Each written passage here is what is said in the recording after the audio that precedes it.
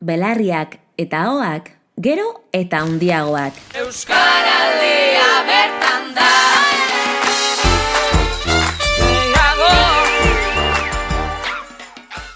Amets, esnatu eta konturatu zen bere amaren belarriak handiago zeudela.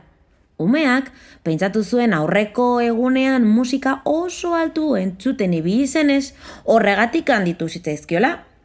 Hori edo euskaltegian hain buru belarri ikasten egoteagatik, azkenean belarriak ere handiago samar zituela. Ama, ni zure euskara irakaslea izan aldaiz, sarritan esaten zion Ametsek. Hala ere, bere ama euskaraz hitz egiten saiatzen zen, baina beldurra ematen zion akatsak egitea eta alabari oker irakastea. Horrez gain, amorrua ematen zion berarekin hitz egiterakoan erdara jotzen zutenean. Osteguna zen, eta ostegunero bezala, Goizeder bere izekorekin parkera joan zen. Mutikoak beste izeko eta osaba gehiago zituen, baina bere gogokoena izeko lur zen. Margolaria duen lanbide eta oso marrazki politak egiten zizkion.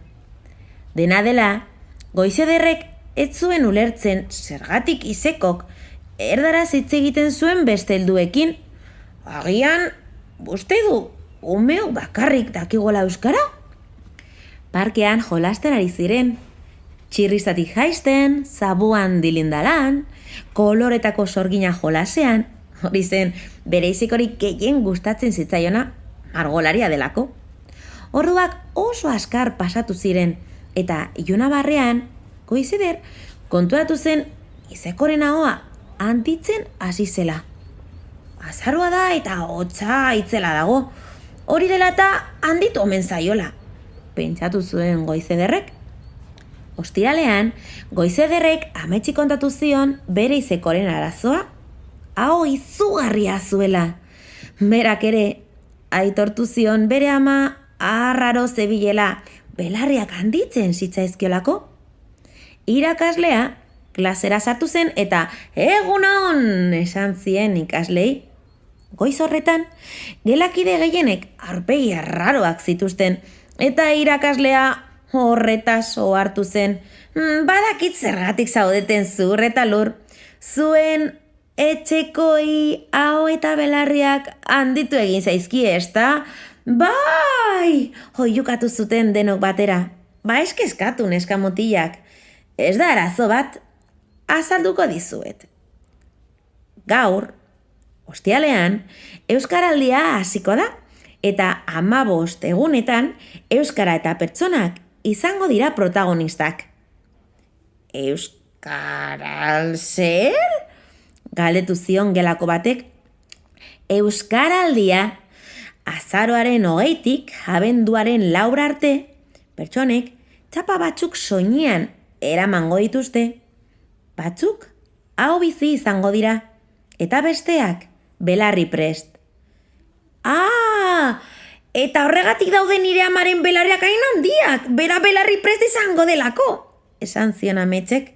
Hori da, belarri prest direnek euskara ulertzen dute, baina agian ez dakite ondo hitz egiten, zure ama bezala, euskaltegian ikasten ari dela. Eta aho biziek zer egiten dute? Aho bizi direnak, naiz eta euskaraz jakin, askotan gaztelaniaz aritzen dira, euskaraz dakitenekin.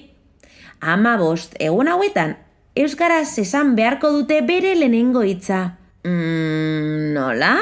Galdetu zion Goizederrek. Adibidez, zure izeko badaki euskaraz, baina okindegira joaten zaretenean, zer esaten du? Una barra de pan, por favor. Horiz, orain, euskaraz eskatuko du, 20 barra bat mesedez. Dozu, lertzen dugu.